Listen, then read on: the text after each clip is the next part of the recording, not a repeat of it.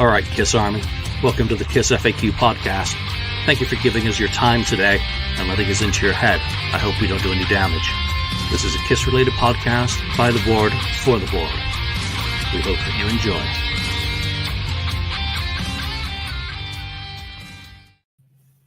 All right, welcome to the KissFAQ podcast. I'm your host, Julian Gill. We're just sitting here waffling along, having our little green screen chat, and I look at the clock and it's like 6:54. So thank you to everyone who's joining us here live today. CMAC, Ronnie Parker, Opal Archive, Austin Newland, Bill Phelps. Good to see you guys. A lot of the usual suspects. So we do appreciate your continued support on these live shows. On today's episode, we're going to be doing the first round 3 death match. So we've got Ken, 69th Blizzard, Lonnie, St. Louis Kiss, and Marcus Almighty Mark. Mark and Ken, of course, got together earlier this week for a Look It's Rock and Roll podcast episode. What was it about, Mark? About my new Project Gemini album. It's on pre-order right now. It will be released digitally March 1st, and then when the CD's done, it'll come out, which will be not much. I say April, the CD will probably be done, but I'll also do a pre-order for vinyl in March sometime as well. Very cool. So released today also was the next digital single from Ace Frehley's 10,000 Volts. The album, of course, is out tomorrow. Quite a few people will have gotten their releases already. There's 18 flavors of colored vinyl to choose from, where you can wait for the picture disc on Record Store Day, whenever that is. You can also get the lenticular. Lenticular is an image that changes when you move it. Yeah, he actually did that. Explain what lenticular was. Yeah, that's what I got. And it's arriving from Walmart tomorrow or Saturday. So, yeah. Ace Frehley has a new fucking album coming out, which is really cool. It dropped a new video for Cherry Medicine, bringing back. Well, I think that had the Wags in it, because I know that was Jeremy's wife in it, as well as Laura, who is Ace's fiance. And I'm not too sure about the other ladies. But has everyone been able to check out that video, Lonnie? Yeah, it looks fun. It's a catchy song, I'll admit. So I'm more and more excited about getting my CD tomorrow. I mean, it was really kind of a breath of fresh air. It's like, this is really fun. It's something that we've been looking for from Kiss for the last decade plus, and Ace is doing it. So good for him. I mean, it's just a pure rock and roll song, and I like it. I'm excited. Nice. No, I want to echo that sentiment, because Lonnie said it perfectly for me. It's fun. And it's fun, it's dumb, it's rock and roll. You don't have to think too hard about it. You just get to enjoy the riffs, the dancers, and it's a colorful video. I think it's very well shot, and it's a little bit of a throwback. Ken, what did you think? Yeah, I enjoyed it. Like you said, it's a fun video, and the song's not bad. The chorus is a little catchy chorus. It kind of sticks in your mind, but yeah, it's a pretty good, poppy rockin' song. And Mark, you're seeing it for the first. Well, you're actually not seeing it for the first time, right? You're holding it up, but have you seen it? I saw a little bit of it earlier on, and like I said, I was kind of surprised how good this record actually is. I mean, at a certain point in one's career, you expect it to be, decent and stuff like that. But this is a lot better than decent. I think this is pretty good. I'm surprised. I mean, I liked Ace's last album. I was pretty happy with that one too. So I think he's on a roll as far as studio recordings go, I think. Yeah, no, I'm very happy about it. AB in the house, Cecil Music, Jeff Davidson, Neil Guido, Neil Blaster. Good to see you. Thanks for joining us. So we're into round 3 of the death matches now.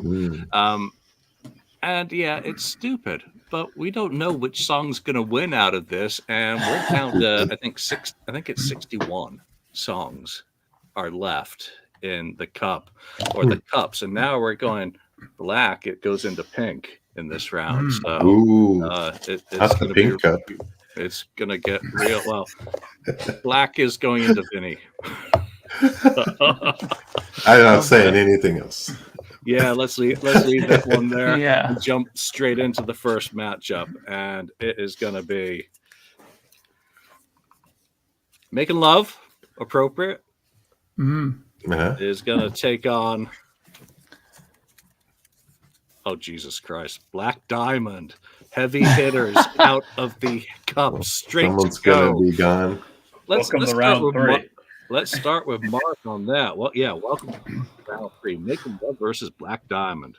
Well, this is going to be, for once, it's going to be an easy one for me. Like I've said several times before on these fantastic death matches that we've had, that Black Diamond is probably one of my favorite, if not my favorite, Kiss song ever. I mean, I love the way it starts. I love the way the middle part is. I love the ending of the song. Everything about it is fantastic. We even have Peter singing on it. I've been through this 1,000 times, but for me, this is very simple. As much as I love Making Love, I think it's a great song, and it's on my favorite Kiss album of all time, Rock and Roll Over. I got to go with Black Diamond. Yeah, this is a tough one. Lonnie, what do you think? It's sad because I don't see Making Love surviving this round and moving on to the next, which is sad for Making Love. It's not gonna move forward. It's a great song. And these death matches, like I said, welcome to round 3. These death matches, the competitions are going to get a lot harder, and they're not going to be so lopsided. We're not going to be pulling the names out of the hat, and we're not going to be laughing about, well, this is even pointless going around the horn here. So, but unfortunately, Black Diamond is so good that it gets my vote here as well. I should almost vote for Making Love just because it would get a little love, because I don't think it will get a vote, unfortunately. Yeah, Ken, what about you?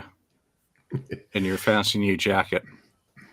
Yeah, it came. It was gifted to me, so I'm very happy about it. And it's kind of cooled down in this room, so it works well. Keep me warm. Yeah. So yeah, well, Making Love is a really good classic Kiss song.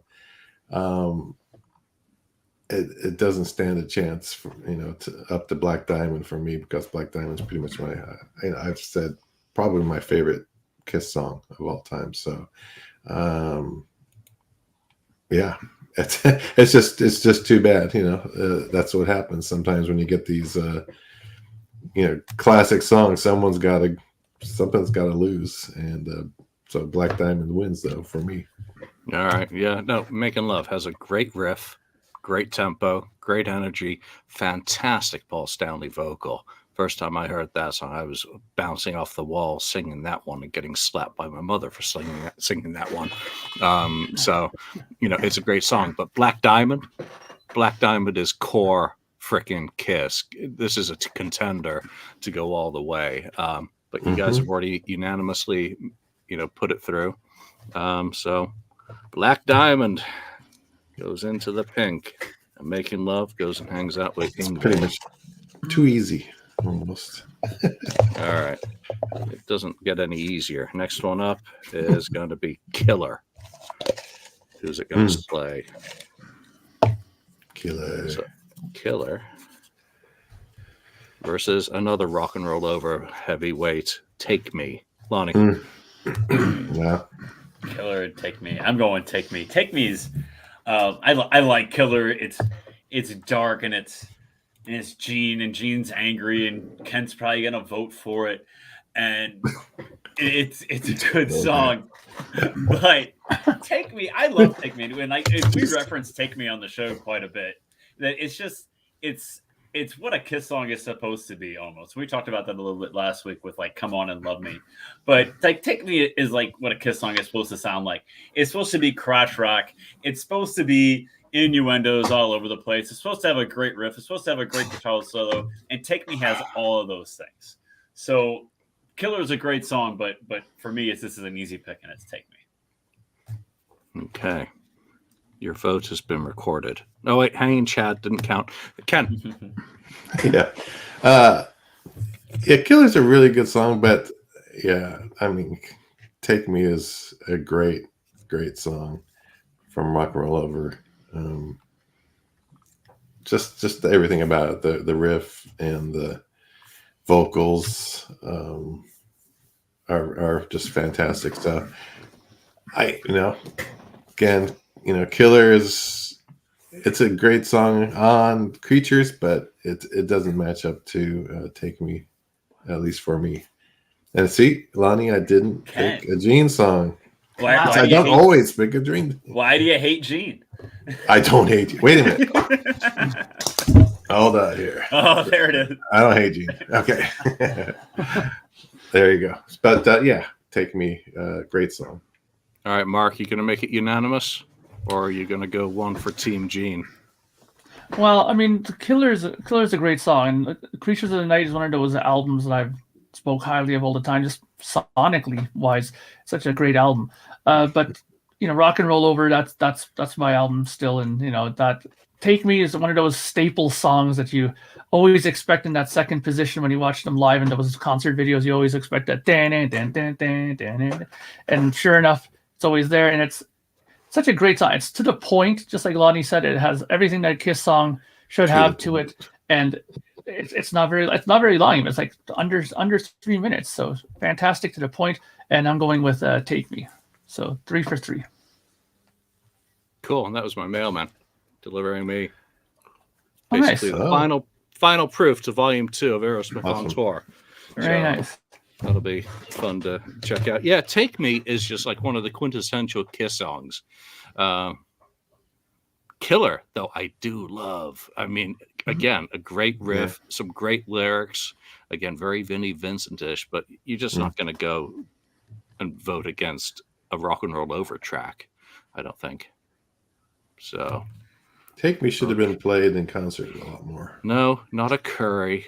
Yeah. All right, so Take Me very neglected, like 96. Oh, Stephen Curry? Yeah, and I mean, wouldn't anyone love if there was actually a fully mixed in version for Alive 2? Because wasn't it one of the songs that was listed on the rear cover? Yeah. On the rare version, that wasn't actually included. And then they did the Abomination version on You Wanted the Best in 96. All right. Next up is Yes, I Know. Nobody's Perfect. Ken. Yes. Ken. I'm not perfect either. Yeah. Versus the song that caused so much confusion, Parasite. Parasite or Nobody's Perfect. Mark, why don't you get us started? Confusion? I fucked up. Yeah, that was the song that got lost in the shuffle, sort of. I like both songs. I mean, Yes, Nobody's Perfect is one of those songs I really like off of Sonic Boom, and it has its strong parts and very memorable parts to it. But Parasite is another one of those songs that I really loved ever since I was an early guitar player, and if it's a song that I've played in my band, if I've covered it before, then it has an extra special place in my heart. And we've played Parasite numerous times in bands that I've been in. Love playing that. It's a great riff, and I'm going to go with Parasite. Okay, Lonnie. I really like Yes, I Know. It's really, really good. It's probably it is my favorite song that the last version of the band recorded. It's my favorite song off of Sonic Boom and Monster. I think it's excellent. It's well done. It sounds in my opinion, it sounds like what I was hoping both of those albums would sound like. It's something in that vein. But I don't think it's fair to put it up against Parasite. Parasite's so good. It's so different. Two songs, I mean, coming from opposite bookends of the band's career, second to last album and second album. It's not fair though. It's really good, but it's not fair to put up against Parasite. Parasite's again a Kiss classic song. It's the riff on it is so catchy and so great, and Parasite will have you singing it all day long when you hear it in the morning. So I go Parasite. Yeah, and what about that Alive 3, 93, 95 era lineup doing Parasite? Yeah, Ken. Yeah, I think Parasite, just for the Gene scream in it, is enough for me. That's so good. Nobody's Perfect. That one, it's a good song. It's trying to it's Gene trying to create a Kiss classic, which they were trying to do on Sonic Boom, throughout Sonic Boom. And it pulled it off pretty much, but it doesn't stand up to the classic of Parasite. Parasite's just too good of a song. You sure? I am positive. All right. Knocked off 2 Gene songs already. I know that. Yeah. I mean, but come on, Parasite versus a Sonic Boom recycle of an Asylum demo. I mean, I love the Asylum demo back in the day. I'm like, I can't wait to hear a pristine version of this. I hope there is one. And instead, when it's done, by the Sonic Boom lineup, it was like, meh. Heard that. It's an original. All right. So now we've got the other song from My Screw Up, I Want You. Yet another Rock and Roll Over song is going up against. Oh, that's in it. That's the duplicate. What? That was the duplicate Parasite. Remember how Parasite had you found the duplicate. Yeah. Oh, Jesus. Uh-oh. Ladies' Room versus I Want You. Rock and Roll Over is not doing well in this round. Ken, get us started. Jeez, you really have to do that one. I love Ladies' Room. Another kind of Gene, great deep cut song for Gene on Rock and Roll Over. But I Want You is... you remember how offended we were when it was eliminated? Which one? I Want You. Oh. Because it got a second bite because it had to go up against Jungle because Parasite had gone against both of them. Right. Well, I Want You is going to survive another one, I think, here. It's great classic opener from Rock and Roll Over. I can't say more. Just the whole vibe of that song is great. Great Paul vocal on it too. So, unfortunately, Ladies' Room loses for me. So I Want You. You want me? It's not that kind of show. Oh. No. You're not. Getting a little weird in here now. Come on. Yeah. All right, Mark. Yeah, I mean, 2 songs off my favorite record. What one to pick? But I Want You has one of those distinctions of when you first hear that album and you put that on in that introduction with that acoustic guitar, you first kind of scratch your head, go, oh, what's this? And then it kicks in, and you're on that roller coaster ride that the song is. It's such a great song. Always loved it. It's a great song. I mean, they played it numerous times. I mean, even in one of my more favorite versions of it is when they started doing it later on, like the Hot in the Shade era and stuff like that, where they started dropping the disco ball and they would spin it while they did the introduction. That was such a great moment when they did stuff like that. I do like Ladies' Room, but I find that the album version of that is a little not as powerful as the Alive 2 version of it. Like the guitar is like somebody turned off his distortion pedalers and it's a little down. So it doesn't really hit me as well as the live version. So I'm going with I Want You. All right, Lonnie. Yeah, it's probably going to be unanimous. Again, I hate to see Ladies' Room get eliminated because it's a good song on a great album, but when you compare it to I Want You, which is so good, it's I don't know. It doesn't compare though at the end of the day, even though Ladies' Room is great. Like I Want You is so much better. And Ken and Mark just said it, and I'm going to agree with them. Yep, I'll make it unanimous because I Want You is a song that shows the Ezrin effect. What? What? Ezrin effect? What Ezrin effect? Come on. In terms of songwriting and creativity and creating a tapestry that has an introduction, a meat and potatoes, and then dessert. It's a song that runs a full gamut and really shows Paul Stanley hitting his stride as a songwriter and deploying the tactical toolbox that Bob Ezrin provided him on the previous album. Just saying that to annoy Mark. I admit it. You did. You annoyed him. That's great. All right. Next up is... That's only my second beer, by the way. Not for the Innocent. Is Ooh, Team Not for the Innocent. Gene? Is Gene going to get anything today? Sure, he will. And it's going up. He's guaranteed to win this one against Hate. Oh, okay. Okay. Not Two for the Gene Innocent ones. versus Hate. Yeah. Lonnie. Come on. Not for the Innocent versus Hate. Innocence versus Hate. Yeah. Dark or light? Really? It's that difficult? It is. I think so, actually. I like Hate. I'm going to go Hate. Just because I like Hate. It came out, maybe because of my timeline, I'm going to go Hate. Came out, like, Carnival of Souls came out. I was first year of college, I guess. You know, right fresh off of the reunion tour. You know, those are good times. First year of college. So I'm going Hate. I like it. It's dark. They advertise that Carnival of Souls picks up where Revenge left off, and Hate kind of does. And after that, maybe not so much. But for that reason, I'm going to go Hate. It's dark. It's Angry Gene leading off an album. I like it. I'm going with Hate. All right. I better go to Ken. Make sure his vote counts on this round since it is Team Gene.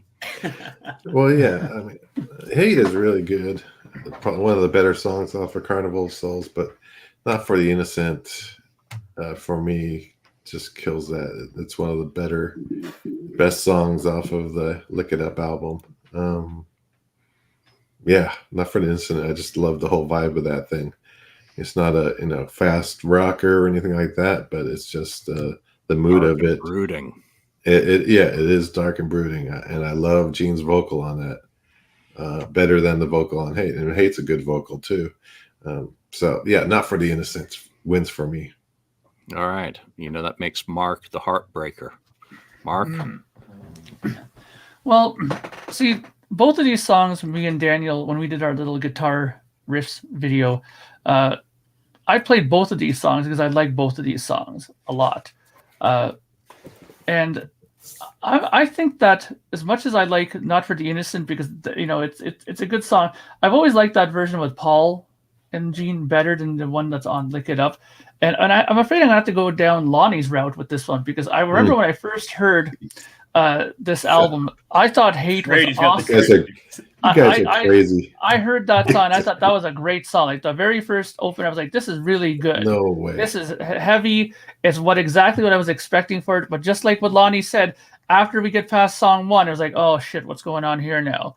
And it starts going kind of from there. Like Gene, I'll give all the credit to Gene in the world. That song was what the album needed to start off with, but unfortunately they didn't have anything else as good for the rest of the record to sustain it. But that album is great. I'll always have good things to say about it. I love playing it on guitar, and I'm going with Hate. Hate is my vote for this one.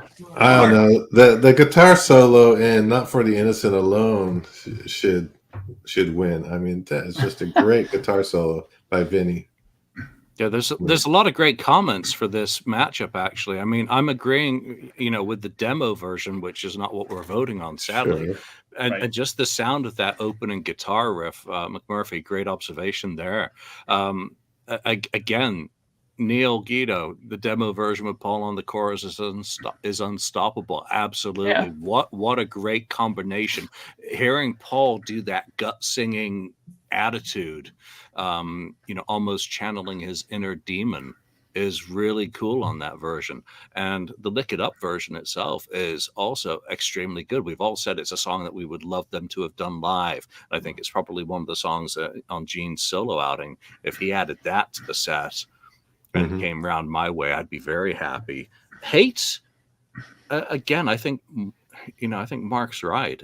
It is probably a very strong opener, and the rest of the album was downhill. It is one of the better songs. Wouldn't have been my pick. I would have been with Ken, but mine doesn't count. Man, I know. Gene got a vote there. Ken, come on. Gene won. Okay, here we go. The wrong Gene song. I Stole Your Love. Oh. Ooh. Creatures of the Night. Oh, that's rough. Oh boy. This is these are all rough now. I mean, this is like a goddamn salad. not Lots of bad. roughage. All right, Lonnie. Creatures of the Night, or I Stole Your Love. I'm going Creatures of the Night. I know I Stole Your Love is. Ken laughs at my pick. What the hell? I'm going Creatures of the Night. I Stole Those are Your the Love live is three, and you're young. That's again, probably for the same reason I voted for hate. So I mean, I guess for a lot of people it is about timeline, and I'm going Creatures. It's so good, man. They brought that back in 14 when they were playing Vegas. That was so freaking cool to hear him do that. I mean, that was just awesome. I was after the second song they played Creatures. I looked at my wife like, we could go. I mean, that was unbelievable. Just hearing the band play Creatures of the Night. It's one of my favorite songs. It's one of the songs like my brother and I always talk about all the time. That we had Destroyer and Creatures of the Night when we were really young. So I mean, those songs were just embedded in my brain. And I Stole Your Love is absolutely fantastic, and I'm sure it's going to get a lot of love here from the other members of the dais here. But I am going Creatures of the Night. Yeah, a lot of great comments already. That's what makes this so much fun. I got to go to Ken. Well, kind of like Lonnie says that they brought back Creatures of the Night when they brought back I Stole Your Love on the Hot in the Shade tour. My buddy and I, we looked at each other and we high-fived like, yeah, it was like, I can't believe they're playing it. It had been so long since they pulled that song out. So it was awesome. And I don't think I would have gotten as excited about Creatures of the Night, coming back. So I have to go with I Stole Your Love, which is one of the greatest lead-off songs on any Kiss album. There you go. Ken rules. Hey. I'll agree with that. All right, Mark, you're age-wise, you're in between Lonnie and Ken, so this will be interesting. Well, again, this is another one of these difficult situations, but I Stole Your Love is another fantastic song. Great riff at the beginning. I've always loved that song. I think I played that one too on the thing with Daniel there too. I think I played I Stole Your Love. Love that song. But again, it's another one of these things too where that kind of Lonnie mentioned where that song, when I heard it live, it was like unbelievable. It's like a hammer to the forehead, this song. And when I first heard Creatures of the Night, the studio album, I mean, that song completely sold me on it. Everything about that song was like, perfect. The vocals, that little riff, that I always love that little line that he does there in the verses.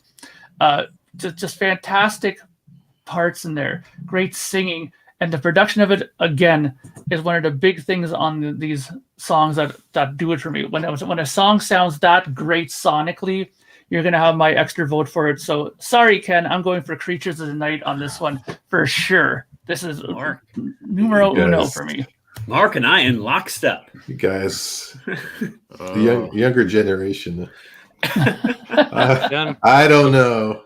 If it makes you feel any better, I would have been voting I Stole Your Love. I mean, what a great riff, what great energy, what just a classic song. And Creatures is not one of my favorite songs on that album. So that's same here. Yeah. I love that song. Great song, great opener. It's a great song, but yeah. All right, Ken, gird your loins. Larger Than Life. Ooh. Against Love Gun. Oh boy. All right, Lonnie, get us started. All right, no, you're on the last two. Mark, get us started. Love Gun or Larger Than Life? Again, two great songs. I mean, I love both of them immensely. One of my most favorite memories in my early days of playing live is we needed to do a cover, just like another song at the end of our set. And my other guitar player walked up and he goes, "Hey, why don't we just do Kiss? We do that all the time in practice." Okay, so we played Love Gun at one of our shows, and it went over fantastic. This was at a time when Kiss was around, but they were at that kind of quiet period in their career, so people were kind of like, "Hey, Kiss, all right, cool." So they were right into it. But you know, Larger Than Life is one of those, again, another one of these really great songs. Real simple, big riff that Gene comes up with, and it's a real good standout song. I even like the alternate version of it that I heard the very first time on Ken Mills's podcast there. I forget what it's called now. Whatever. Ken Mills's podcast there, he had a little segment where he played demos and stuff like that, and that was a great version that he played of it. Podcast. There you go. Thank you. And yeah, so. But I'm gonna have to go with Love Gun. Love Gun is a song that sits very firmly in my heart, and I always thought it's a standout song. It's a signature song. I mean, if they didn't play, to me, I think there'd be just as much blasphemy and people throwing stuff around and complaining if they didn't play Love Gun as much as they didn't do Rock and Roll Night. Yeah. Now, someone pointed out earlier, and they said that I Stole Your Love was stolen from Burn. No, it was inspired, just like the solo in Love Gun. Where did that come from? Blues Magoos. There you go. You know, that completely lifted. And so again, these guys have all taken stuff out of their musical, history and incorporated it in different ways. And that's a great thing about rock and roll, that you can see where a lot of it comes from. And sometimes, it's been borrowed secondhand. Lonnie, Love Gun or Larger Than Life? Sorry, Gene. We're going to go with Love Gun on this, too, because Love Gun's, like Mark said, Love Gun's so freaking good. It's such a standard. It's such a classic. Such a great riff. Such in your face. Like, they play it all. They play it every freaking tour, but they have to, because it is so freaking good. It's one of their best songs, period. And I love it when they do it live. I love the fireworks when they do it live and they incorporate it in with the riff. It's a signature Kiss track. Larger Than Life's good. It's a good song, but Love Gun's classic, pure Kiss. Yeah. Have to go with Love Gun. All right, Ken. I know this hurts. I think if Larger Than Life was on the album Love Gun, it would be considered just as classic or great as Love Gun itself. I really believe that. That's how much I like Larger Than Life. I think Love Gun's been rammed down our throats. Not that kind of show, because it's Paul's. Man, what's going on here? Because it's Paul's favorite song. God, Paul likes his Love Gun.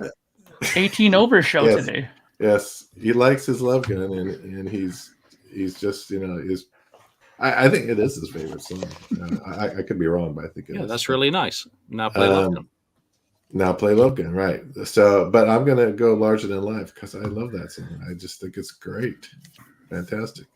Everything about it, guitar, the drums, Gene's vocals, the mood. It's everything is great about that song. I can still remember the first. So I have to go with it. Love Gun. I mean, you should remember what the new fan in me hearing Love Gun for the first time. It was like, holy shit, this is awesome. Just the machine gun drums, the attitude again. It was just something I couldn't fathom. All right, next up, Kissin' Time. How the fuck did this get this far? Wow. Versus Forever. Interesting. Kissin' Time. Forever. Ken. Kissin' Time. Yeah. Lead us off into this non-Gene round. Kissing Time entered to round 3. Would it go up against Boomerang or something? Yeah, I think so.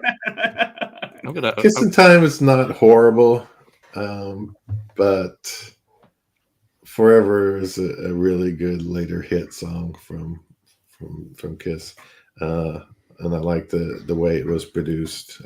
Probably maybe one of the few songs that were halfway produced correctly on Hot in the Shade, and it became a hit, and I always like it, to hear it when it plays. So I remember in concert too, they played it a couple of times. So yeah, I'll have to go with that. Kissin' Time's okay. It's a good try at a remake. It's not horrible, but that's why I guess it made it this far. So Forever for me. All right, so in round one, Kissin' Time went up against I Finally Found My Way. No, there you go. Oh, there we go. Well, there you have it, right there. What was your vote, Ken? What is it? Forever, of course. Okay. Mark. Yeah, this one isn't going to be too difficult. I mean, as much as there's some, sort of appeal here and there for Kissing Time, it has everybody singing together and stuff like that. I mean, just alone for this video, okay. I've always loved this song. Bruce Kulick's guitar solo in this, the acoustic solo, is fantastic in this song. Mm-hmm. And again, just seeing Eric drumming his heart out on this video and some of the backing vocals here and stuff like that, I've always had a soft spot for this. I think the biggest surprise that I ever had with this song was the fact that Michael Bolton was involved with this. I was like, really, Mike? That same Michael Bolton? And then, of course, when you do research later on, you're like, okay, well, he did a bunch of rock and roll stuff before he became the Michael Bolton that made him so popular. Mm-hmm. Now it all makes sense. But Forever is a classic in my opinion. It is the song that actually allowed them to go out on tour for this album, so we got to give it props just for that. Okay. Forever. I would just like to say at this point that Kissin' Time in round two went up against Talk to Me. It beat Talk to Me because of Ken. Probably and the Daniel. decider on that one. Daniel and I. Yes. I need Daniel here. He would have helped me today. So there we go. Lonnie. Yeah, I can't vote for Kissin' Time over Forever. I just can't do it. I can't do it. Forever's really good, I mean, it's a well-constructed song. Was a big hit for him. Surprised they didn't do it on MTV Unplugged because I thought it would have worked well on that too. And it's a big hit on MTV. It would have been nice. But I mean, it trumps Kissin' Time every day of the week. Yeah. What a fucked up path. All right, here we go. Talking about MTV Unplugged. Coming Home. Mm-hmm. Versus Exciter. Versus Coming Home. Interesting. Mark, get us started. Coming Home was a song that truthfully, and I'll be surprised if anybody argues with me about this, but nobody gave a rat's ass about Coming Home until MTV Unplugged came on. Okay, when that concert came on and they opened with that, people all of a sudden were like, oh, I remember this song now. Yeah, I didn't realize it was that good because the version that's on Hotter Than Hell is pretty bad. I mean, it's not a horrible song, but just the way they recorded it is just, it didn't do it any justice. The unplugged version of it, again, showed the shining diamond that it was. Okay, but we're not talking about MTV Unplugged. We're talking about the studio albums, and you can't use that as an excuse to vote for this because Exciter is a great opening track, fantastic guitar playing. I've always loved this song. Again, Kiss has done so many great opening tracks on their records. I mean, it's hard to keep track of how many great ones they've had, but this one is definitely going to come out on top, I think, and it's going to get my vote. Exciter for sure. All right. Lonnie. Yeah, we have to remember that we are talking the studio album, like Mark said. And when I go listen to Coming Home, I listen to the MTV version of it 10 out of 10 times, not the version that's on Hotter Than Hell. I mean, I'm with Mark that when they did MTV Unplugged and they opened with Coming Home, it was kind of like, oh, I skip that song when I'm listening to Hotter Than Hell a lot of the time. And it, I mean, at the time in 95, yeah, I probably did skip that song a lot when I was listening to Hotter Than Hell. I'm like, I don't care about that. That's not a hit. I don't care. It's good. It's very, very good on MTV Unplugged. But Exciter is an extremely great song. Just in your face, kicks off that album in the best way possible. I mean, Exciter is an easy pick for me. Yeah. Again, MTV Unplugged just proved that it was a good song hiding under sludgy, mediocre production. So, again, that's not the version that we're voting for. And Exciter, again, first time I heard that opening track, absolutely outstanding. To this day, it's one of my favorite Kiss album opening tracks from becoming a fan. Ken? Yeah, Exciter is total heavy metal. I mean, it really is. And wasn't it? Is it Robin Ford who plays Rick lead? Derringer? Or Rick Derringer. Derringer. I got those guys mixed up sometimes, but Rick Derringer, man, just a great guitar solo on that. Great song, Coming Home. Yeah, it was kind of a song that I never cared for too much on Hotter Than Hell. It's a lot better unplugged, obviously. It works better, but even if it's unplugged version, Exciter wins for me, hands down. Great song. Yeah, it's surprising how many, really good cuts we're going through here, and it's all kind of unanimous across the board. Yeah.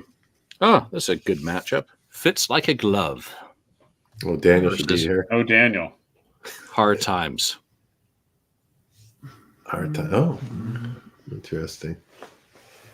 Lonnie. Dynasty. Fits like a glove. Hard time. Fits like a glove's good. I like it. It's kind of the raunchy type Kiss that we probably hadn't gotten in a while. By the time Lick It Up came around, we hadn't gotten some innuendo type of Kiss songs. But damn it, I think that that Hard Times is better. I think Hard Times is better. I like Ace, and Ace sounds really, really good on Hard Times. His vocals are really good.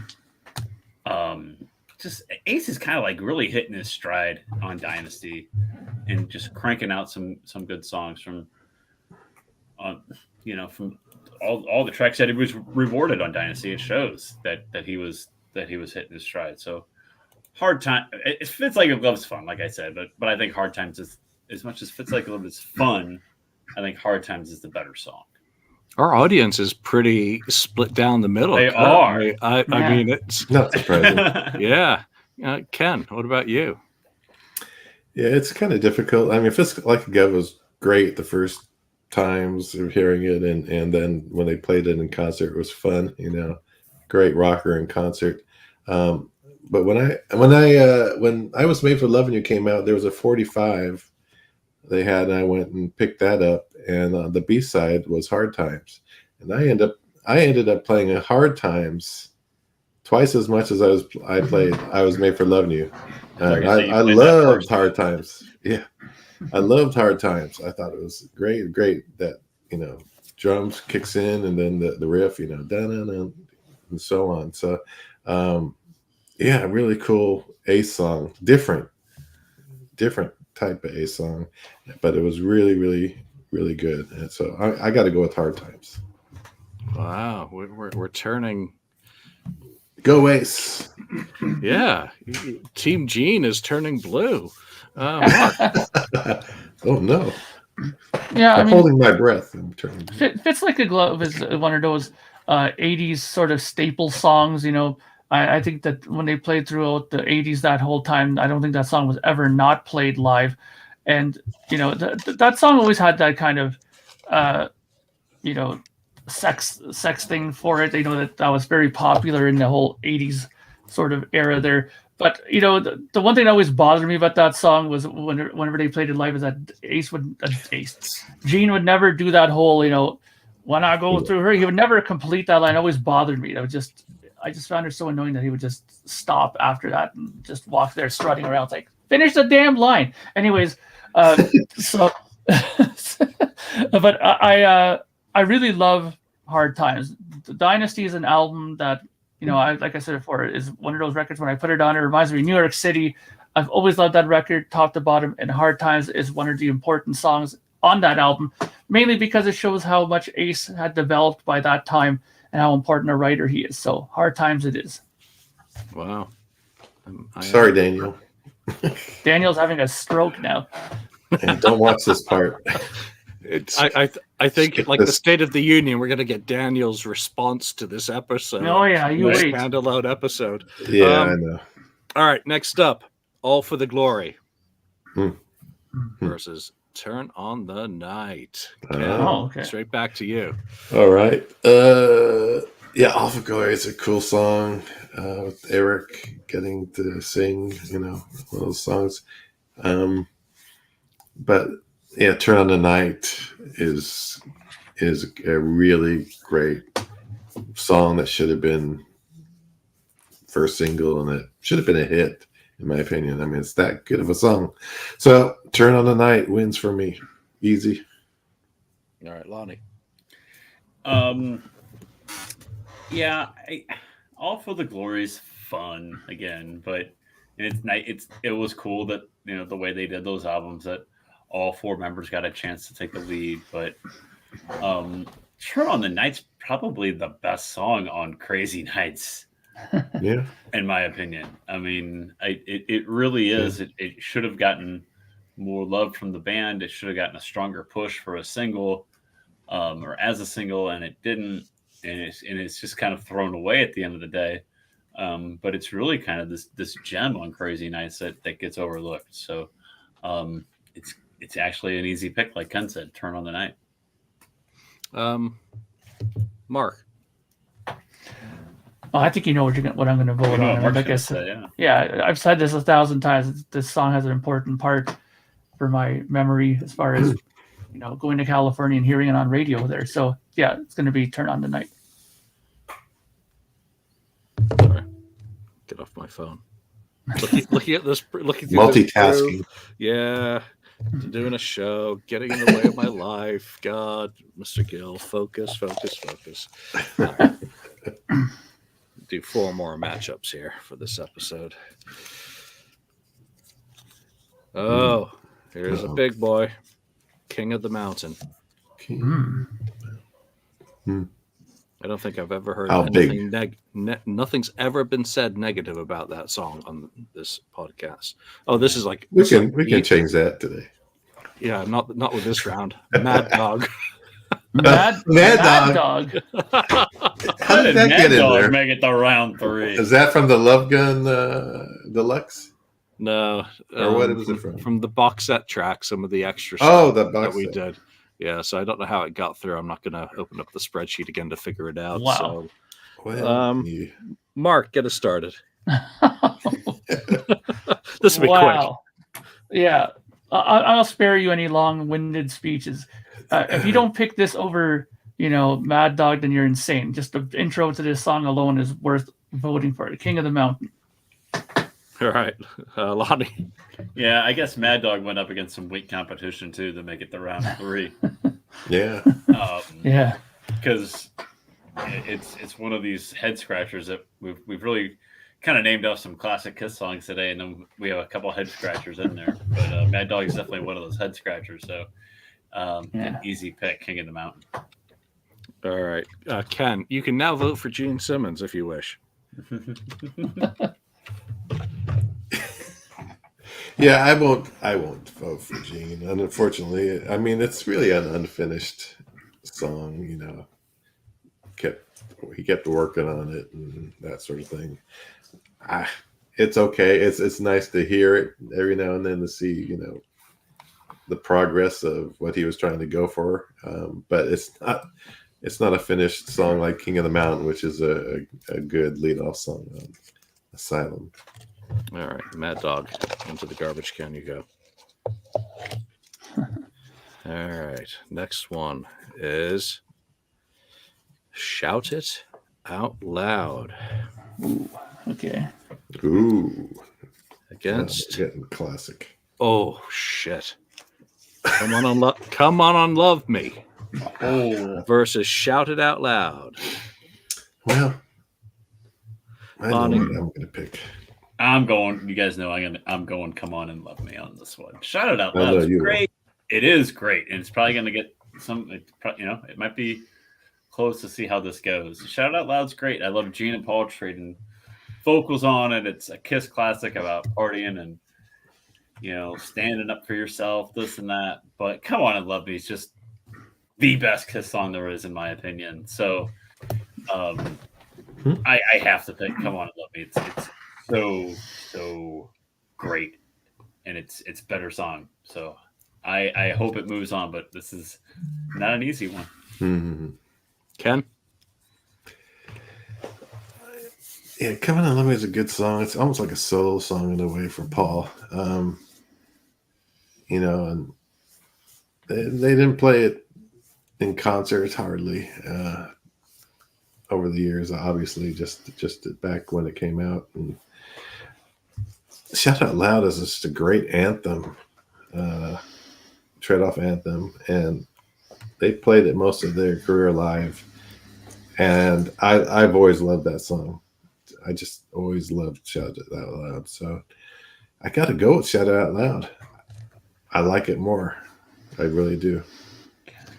Oh, Mark, you have the power. Oh, I have the power. And you know what's going to happen now. Because... Yeah. Which one was produced by Bob Ezrin? Yeah. So let's see. Sorry. We can't take that in. That's a well-produced song. So let's just credit look on at it that. this way. Come On and Love Me is a great song. I've always loved that song as well. Another one of those songs that I played with various bands that I was in before. And, Shout It Out Loud, I don't, it's one of those songs off that album that I don't hate as much as some of the other songs on there. The vocals on it are pretty good. The harmonized chorus is pretty cool, stuff like that.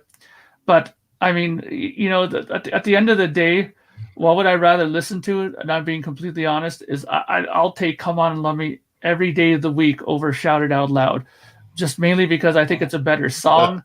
And I think that, Bob Ezrin touched it. I'm sorry. To me, that blasphemizes it right away. And it just, imagine how good that song could have been if a real good producer would have did that record. Mark's So, gonna Come vote On off and Love Me. Rock City out of spite here eventually too, when we get to one of those rounds. Yeah, you better say the same thing about Detroit Rock City. Right? When it goes up He's against gonna a vote Gene off. song, when it goes up against, God Love or Sailor or something. It's gonna go against they made it Plaster. through, It's gonna go but against whatever. Plaster Caster or Calling something. Dr. Mark's Love. gonna vote against it just out of spite. No. You better pick Come On Calling is not Dr. Love losing. over Come On is Detroit Rock winning. City. All right. Come On and Love Me's through. Thank goodness. That is a travesty that song No, did not it's make it not. It's, through. Come on. I will reach for a guitar to play the Come On and Love Me riff before I ever try and do that noodly, syrupy crap and shout it out loud. Now, it has grown on me in concert in recent years, but I think that's just because of duress. All right. I Was Made for Loving You. The rest. Oh. I Was Made for Loving You. Oh, 100,000 years. Ken? I'm gonna. Yeah, I Was Made for Loving You was a hit, and a good song, well written song. But I'll listen to 100,000 Years over that any day of the week if I have a choice. So 100,000 Years, classic, great, cool Kiss song. I just don't even see this even being a thing. Lonnie? No. It's 100,000 years. That's what Kiss is supposed to sound like. That's what a Kiss song is supposed to be. I Was Made for Loving You is good, and it's good for what it is, I guess I should say, for what they were trying for. But 100,000 years, man, that song is so freaking good. We sang its praise on here last week when we were talking, or a couple weeks ago, we were talking about the first album and how great it is. So 100,000 years is just, it is a classic Kiss song. It's one of the reasons. It's one of those songs I talk about all the time. It's one of those songs that's like, that's one of the reasons why we are Kiss fans, is because of songs like that. So 100,000 years over. Sorry, over I Was Made. Yeah, just to think that they cut it in half on the end of the road. and stuck it on the So ass. terrible. They stuck it on the ass end of Psycho Circus. They should have it brought doesn't back make any revenge. sense. They should have brought back the revenge prop with the middle finger, Hmm. except this time pointed it at the audience by doing that sort of shit. All right, Mark. Yeah, I mean, again, I'm not going to go any long-winded with this. 100,000 Years is definitely a standout. Great song. I've always loved it. It's one of my favorite parts of the Kiss show in the early days when Gene did the whole blood thing with the 100,000 Years. So going with that. All right. Unanimous. If I put things in the right hat, anyway. All right, Spaceman. Two sides of the coin to choose from. Two sides of the coin. Oh, it's fucked. Strutter. Strutter or two sides of the coin. Ken. Yeah, Two Sides of the Coin is a pretty good Ace song. Strutter is a great Kiss song from the first album, first song. Great riff, great feel. The whole thing about Strutter is really cool. Yeah, Strutter's it's gonna win for me, easy. Yeah. Mark? Sorry, Ace, on that one. Yeah, I mean, as much as I love Two Sides of the Coin, I mean, and that's a song that, I think that Ace has every right to hang his hat on and be proud of. That Strutter is a great song. I mean, it's such a great opener. It has everything that you want in a Kiss song. And the funny thing is, if you listen to the version that they did with Kramer, which is much longer and has all those extra parts, this is the one time where I actually have to say that I think the album version is better. I actually think that the editing that they did to it actually works out a bit better than the longer version for it. I mean, I'm so used to that album version that when I heard the Eddie Kramer version of it, that I kind of thought that those parts were almost not needed. I could be wrong, like maybe you don't agree, but it almost seemed like those parts were cut for a proper reason. So Strutter. Yeah, I mean, some of the tightening that they did, Yeah. like Firehouse, when you listen to the Bell Sound demo of that, Nothing to Lose, they all make sense in terms of shaping and finalizing those arrangements, because the group could be a little bit long-winded unless you've got a third perspective at telling you you don't really need that part there. It's superfluous. Yeah. So, Lonnie. Yeah, Two Sides of the Coin's good, but I mean, it's not fair. It doesn't compare to Strutter. Strutter's, I mean, one of the best Kiss songs there is. And Two Sides of the Coin's good. Ace is really hitting stride in that time period, cranking out some good songs. But Strutter, I mean, there's a reason it's the first song on the first Kiss album. It's what Kiss is all about. So give me Strutter every day of the week. Yeah, Strutter's Holy Trinity. Voting against Holy Trinity of Kiss songs? Not me. All right. Not on this podcast, we're not. Not on this. We do things right here. All right. So that's the first half of the of round 3.